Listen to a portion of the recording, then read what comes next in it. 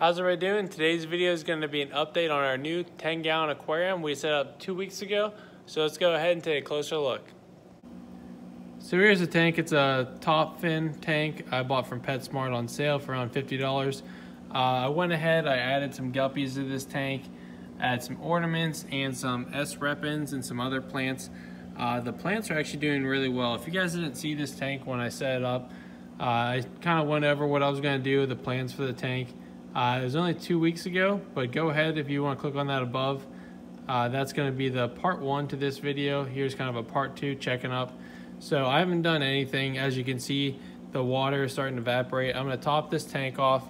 We're going to go ahead. I'm going to clip some of these S-repens down here because you can see they're starting to grow a little bit taller, and some of them are even starting to shoot some roots off on the side. So I think there was a good one over here.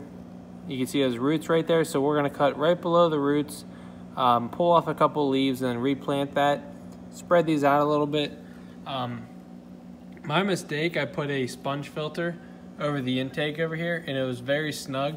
I was worried about it not getting enough water flow, and I found out today that it was hardly getting any water through there. So I went ahead and I lowered it down just a little bit. So now we're getting a lot more flow in the tank. It actually kind of stirred the water up because it was crystal clear. But the plants are doing well, the fish are doing well, so I didn't even notice to check. But fix that right now. Hopefully the guppies' fins don't get sucked up in there. These are all male guppies, so we don't have to worry about getting any fry sucked up. There's not going to be any babies in this tank, but still some of the male guppies have nice long fins, so if they swim up against that, they may get torn up a little bit, but hopefully they'll avoid that, and it's not a very strong current. So let's go ahead. I'm going to do some trimmings, fill the tank up. We'll take a closer look at the tank again, but not too long of a video today, just a part 2 kind of checking up on the tank. I actually forgot my camera stand, guys, so I'm just going to show you this a little bit the best I can. The tank actually was much clearer before I fixed the filter, so now it's kind of stirring up some new water. But the plants weren't getting moved around as much. I actually think that helped them grow. But hopefully, obviously, we need the filter to be running strong, so I toned it back just a little bit, but some of these taller plants are getting pushed around. So I'm going to go through, take some trimmings. The stuff in the back, I don't really want to get tall, so I'm going to do my best to keep it nice and low. And we're just going to keep cutting it back and try to get a nice little low carpet back there. So a few of those I'll take a little cut, and then these stem plants, you can really just take these and replant them. If anything, you want to take a couple of the lower leaves off, so you can kind of just pull those off or cut them off. Just give a little pinch, take those off there, and we'll just pitch those.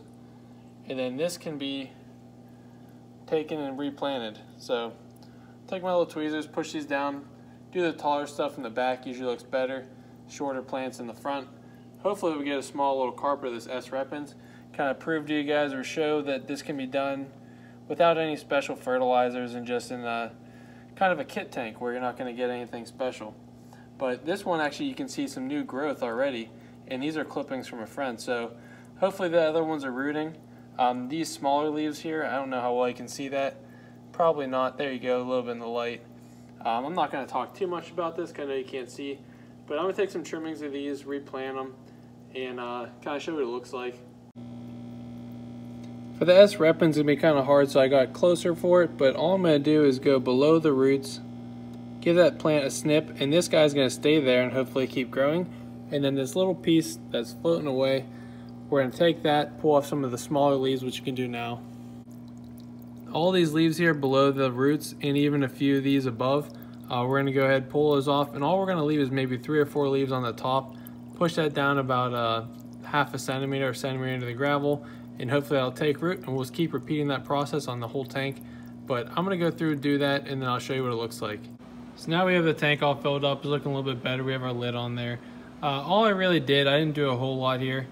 These taller plants in the back, there were a few right here. I snipped them, moved them in that corner, in this corner back here, so now I can kind of get a nice line in the back.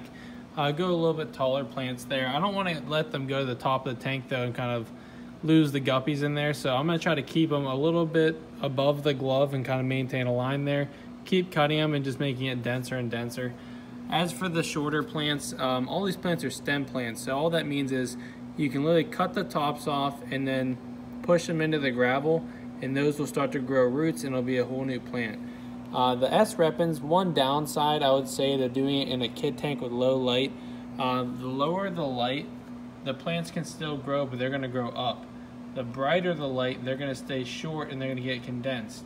So some of these plants, they kind of just stretch and stretch, and there's not going to be a lot of leaves, a lot of stem. And then for the really dense plants, if this is growing, they're going to look more like this, where it's a lot of leaves and it's not a whole lot of gaps in there. So hopefully these guys will keep growing. I'm sure if I had a brighter light that these guys would stay shorter on a carpet, but they also might grow a little bit faster with a low light plant, and they're going to kind of stretch up, and then I can trim them because they'll be taller. That one right there I trimmed right there. You can see the top of it is kind of cut. If you can cut on an angle, that's great, but it's not huge.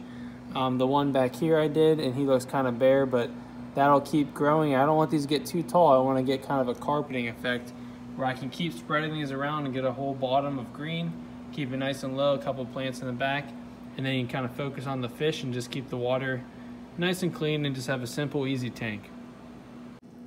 Now just to talk a little bit about this tank and the kit itself. So $50, this tank was a great deal for it, so that's very important to me. I was kind of shopping around for a cost-effective tank that would be good for everybody and kind of show you the things I do and I don't like about it. I'm happy with the light. It's definitely bright enough for me. Not really for plants, but it definitely is working for us. The filter's working great. The only thing I didn't like about the kit was that heater in the back. I don't really like the color of it, and also whenever you dial in the temperature, there is not a hot or cold arrow, and there's no number. So you kind of have to guess around with that, and especially when I had low water flow. I was getting hot spots and cold spots, which is not the heater's fault, but it made it really hard to kind of determine what temperature I needed. So I was using my temperature gun to check this tank a lot the first couple days, and I would go from kind of hot and cold, and it just wasn't really ideal to find out. So mess around with it still a little bit, but we're keeping the tank around 81 degrees, and I'm really liking that. Thank you all for watching the video. Kind of a simple update, but I just wanted to check in with this tank, show the progress of the tank. I always like kind of watching updated versions because some people start projects and then they forget to kind of follow up on them. So this is 2 weeks into doing the 10-gallon tank. The plants have not all died. We're getting some growth. We're replanting them. All the guppies are doing well. I added them instantly because we added some of our fish waste, which has definitely helped kind of seed these plants, and we do have that cycled sponge filter over the intake. So that helps cycle our tank right away. I wasn't feeding the fish every single day, but these guys would probably eat around 3 times a week, and eventually I'll work that up to once a day. If you guys like videos like this, definitely go ahead and check out my friend aquascaping. He kind of encouraged me to try this out. A lot of these plants down here he has and he grows himself, so I want to get ahead and bought some of the exact same plants, and the plants in the back actually came from his tank. So if you go ahead, check that above, go to his page. He's got a playlist, or he's got a few videos of his 10-gallon tank, and it's just a beautiful freshwater tank, and he definitely puts a lot more effort towards it than I do. I'm kind of going for a simple approach, but his is still pretty low-tech tank, and he puts a lot of time into it. It looks really nice. So if you like planted tanks, go ahead and check out his 10-gallon aquarium. Looks really good, but stay tuned for more videos. I just posted, or I'm about to post, an update on my guppy breeding project, so go ahead, check out the channel. Please subscribe. I appreciate you guys watching, and stay tuned for the next video.